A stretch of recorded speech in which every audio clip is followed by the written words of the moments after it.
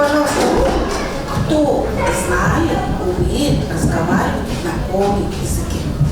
Впервые в истории Усогорской школы коми-язык был выбран как родной для углубленного изучения уже с 1 класса. Но этих ребят один дополнительный урок в неделю не пугает. Они уже пришли сюда со знанием дела. Любовь к родному им привили еще в детском садике. Дети подготовлены, дети настроены. Они знают, что есть такой язык, многие понимают.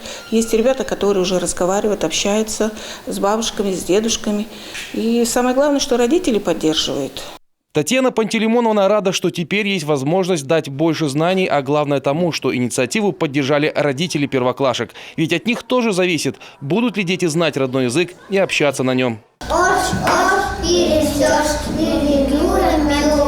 На первом собрании я родителям сказала, что они совершили вот такой нравственный поступок, да?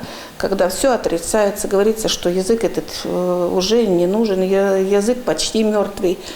Ну и вот то, что мы начинаем, и то, что этот язык будет звучать, я думаю, что это важно. Я очень люблю свой родной язык. Очень хочу, чтобы этот язык развивался. В первую очередь, конечно, ставится задача сохранения этого языка. Раз сохраним, и дальше будем развивать этот язык. Сегодня этот класс только один из 5 первых в Усогорской школе. Педагоги надеются, что работа будет продолжена, и, может быть, в следующем году первоклашек, говорящих на коме, станет больше. Северинар Полег, Юшков, Юрган, Ударский район.